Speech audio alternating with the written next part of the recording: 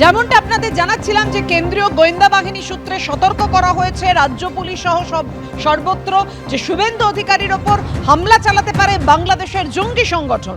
কি বলেছেন ফেরাদ হাকিম, দেখুন। কারোর ওপরে হামলা হওয়াটা বাঞ্ছনীয় নয়, কারোর ওপরে। এখন শুভেন্দু অধিকারীর উপর হামলা হবে কি হবে না, আমার ওপরে হবে কি হবে না, বা অন্য কারোর ওপরে হবে কি হবে না, সেটা কেন্দ্রীয় গোয়েন্দা যারা খবর দিয়ে তারা জানবে। এটা আমাদের পক্ষে বলা সম্ভব না। জঙ্গলে বাঘ এসেছে, কাল রাত্রে সময় দিয়ে আবার ছাগলগুলো খেয়ে নিয়েছে। ভয়ে কাঁপছে, আমরা পাঠাবো না, আর যাবো না, আমরা ছাগলগুলো নিয়ে যাব না। টোপ দেওয়া ছাগল সে ছুঁয়েও দেখছে না, কিন্তু চড়তে চড়তে জঙ্গলে যাওয়া ছাগল মারছে। মটকানো ঘাড় দেখে বুঝতে অসুবিধা হয় না কার থাবার ঘায়ে এমন হাল হয়েছে। আর এসব দেখেই ভয়ে ঠকঠক করে কাঁপছে পুরুলিয়ার রাহামদা গ্রামের বাসিন্দারা। রাইকা পাহাড় লাগোয়া এই গ্রামের পাশের জঙ্গলেই এখন ঘাঁটি গেড়ে রয়েছে বাঘিনী। সেই ভয়ে কার্যত ঘর থেকে বেরোনো বন্ধ হয়ে গেছে গ্রামবাসীদের। ভয় তো লাগবে কে, বাঘ বাইরে আছে মানে ভয় লাগবে কে। বাঘিনীকে বাগে আনতে খাঁচা পেতে টোপ দেওয়া হয়েছে।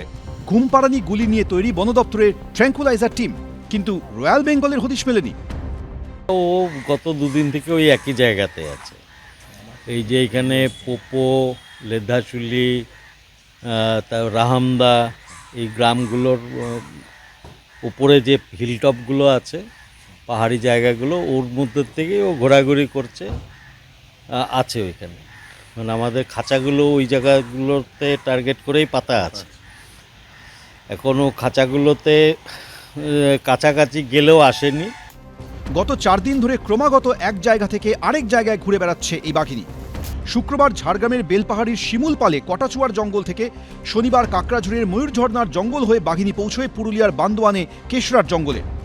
পরে সেখান থেকে চিরুডির জঙ্গল হয়ে সে ফিরে আসে পুরুলিয়ার বান্দোয়ানেরই রাইকা পাহাড় সংলগ্ন জঙ্গলে। বাঘিনীর গলায় লাগানো রেডিও কলারের সিগন্যাল অনুযায়ী বাঘিনীর গতিবিধির উপর নজর রাখছেন বনকর্মীরা। ইমিডিয়েটলি আমরা বাঘকেও ডিস্টার্ব করছি না, মানুষকেও না, মানুষের যাতে আতঙ্ক না হয় সেই জন্য রাত্রে আমরা গ্রামে পাহারাদার রাখছি। আর ওদের যদি ছাগল গরু টরু খেয়ে নেয় তাহলে তার জন্য আমরা স্পট পেমেন্ট করে দেবো। কিন্তু ঘরের পাশের জঙ্গলে বাঘ রয়েছে এটা ভেবেই ভয়ে বুক শুকিয়ে যাচ্ছে লাগোয়া গ্রামের বাসিন্দাদের। ছোটা ছাগল হেরিয়ে গেছে কালকে, একটা ছাগল পাওয়া হয়ে গেছে, সেটা অর্ধেক খেয়েছে আর অর্ধেক মোবাইল পেয়েছে। তারপরে এখনো 5টা ছাগল নিখোঁজ। এখনো ঘটনায় আতঙ্ক ছড়িয়েছে এই রাহামদা গ্রামের বাসিন্দাদের।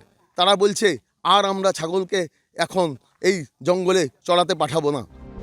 বাঘিনীর নাগাল পেতে নাগাড়ে চেষ্টা চালাচ্ছে ওড়িশার শিমলিপালের রিজার্ভ ফরেস্ট এবং সুন্দরবন ব্যাঘ্র প্রকল্প থেকে আসা বিশেষ দল। গ্রামবাসীদের জঙ্গলে যেতে নিষেধ করা হয়েছে। সন্দীপ সমাদ্দার ও অমিতাভ রথ, এবিপি আনন্দ।